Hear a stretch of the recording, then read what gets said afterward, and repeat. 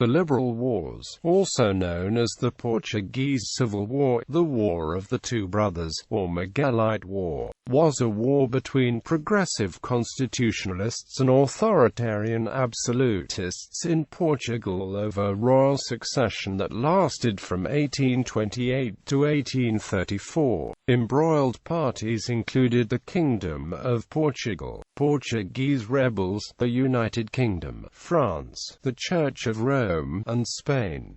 Roots of the conflict. The death of King João VI in 1826 created a dispute over royal succession, while Dom Pedro, the Emperor of Brazil, was the king's oldest son. His younger brother Miguel contended that Pedro had forfeited his claim to the throne by declaring Brazilian independence. Pedro briefly entitled himself Dom Pedro IV of Portugal. Neither the Portuguese nor the Brazilians wanted a unified monarchy. Consequently, Pedro abdicated the throne in favor of his daughter, Maria, a child of 7, in April 1826, to settle the succession dispute. Pedro revised the first constitution of Portugal granted in 1822 and left the throne to Maria, with his sister Isabel Maria as regent. A new constitution. In the Portuguese constitutional charter, Pedro attempted to reconcile absolutists and liberals by allowing both factions a role in the government. Unlike the Constitution of 1822, this new document established 4 branches of government.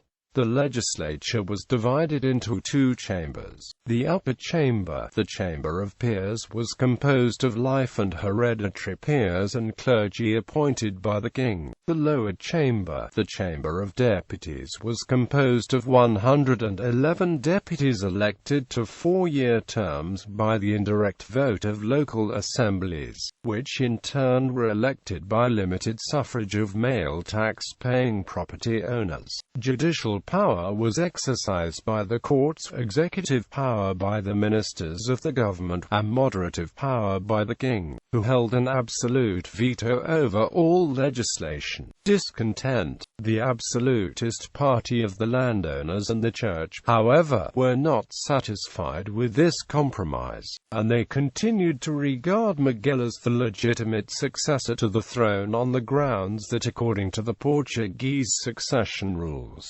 Pedro had lost the right to the Portuguese crown, and therefore to choose a successor when he took possession of a foreign crown. They were alarmed by the liberal reforms that had been initiated in Spain by the detested revolutionary French and took heart at the recent restoration of the autocratic Ferdinand VII in Spain, who was eradicating all the Napoleonic innovations. In February 1828, Miguel returned to Portugal, ostensibly to take the oath of allegiance to the Charter and assume the regency. He was immediately proclaimed king by his supporters, who pressed him to return to absolutism. A month after his return, Miguel dissolved the Chamber of Deputies and the Chamber of Peers, and, in May, summoned the traditional Cortes of the 3 estates of the realm to proclaim his accession to absolute power. The Cortes of 1828 assented to Miguel's wish, proclaiming him king as Miguel I of Portugal and nullifying the constitutional charter. Rebellion. This alleged usurpation did not go unchallenged by the liberals.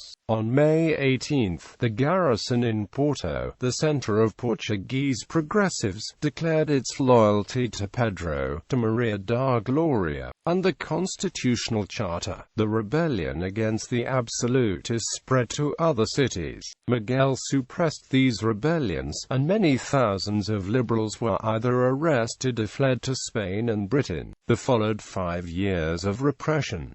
Meanwhile, in Brazil, relations between Pedro and Brazil's agricultural magnates had become strained. In April 1831, Pedro abdicated in Brazil in favor of his son, Pedro II, and sailed for Britain. He organized a military expedition there and then went to Terceira Island in the Azores, which was in the hands of the liberals, to set up a government in exile. The government of Miguel blockaded invaded the island, but the blockading squadron was attacked by a French squadron during the run-up to the Battle of the Tagus, where several Miguelist ships were captured. In July 1832, with the backing of liberals in Spain and England, an expedition led by Dom Pedro landed near Porto, which the Miguelites abandoned and where, after military activities including the Battle of Ponferrada, Pedro and his associates were besieged by Miguelite forces for nearly a year. To protect British interests, a naval squadron under Commander William Glascock in HMS Orestes was stationed in the Douro, where it came under fire from both sides. In June 1833, the Liberals, still encircled at Porto, sent to the Algarve a force commanded by the Duke of Terceira, supported by a naval squadron commanded by Charles Napier, using the alias Carlos de Ponza. The Duke of Terceira landed at Faro and marched north through the Alentejo to capture Lisbon on July 24.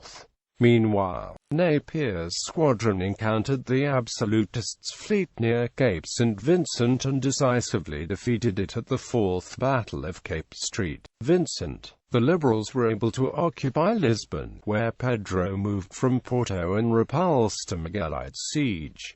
A stalemate of 9 months ensued. Towards the end of 1833, Maria da Gloria was proclaimed queen, and Dom Pedro was made regent. His first act was to confiscate the property of all who had served under Dom Miguel. He also suppressed all religious houses and confiscated the property, an act that suspended friendly relations with Rome for nearly 8 years, until mid-1841. The absolutists controlled the rural areas, where they were supported by the aristocracy, and by a peasantry that was galvanized by the church. The liberals occupied Portugal's major cities, Lisbon and Porto, where they commanded a sizable following among the middle classes. Operations against the Miguelites began again in earnest in early 1834.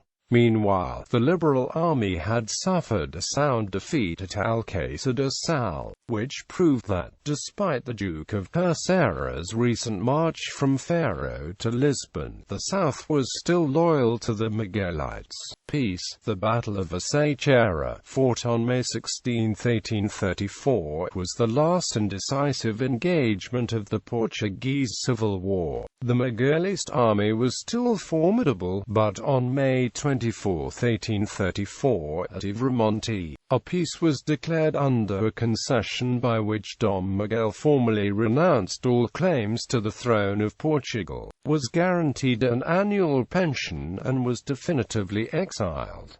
Dom Pedro restored the constitutional charter, but he died September 24, 1834. Maria da Gloria resumed her interrupted reign as Maria II of Portugal.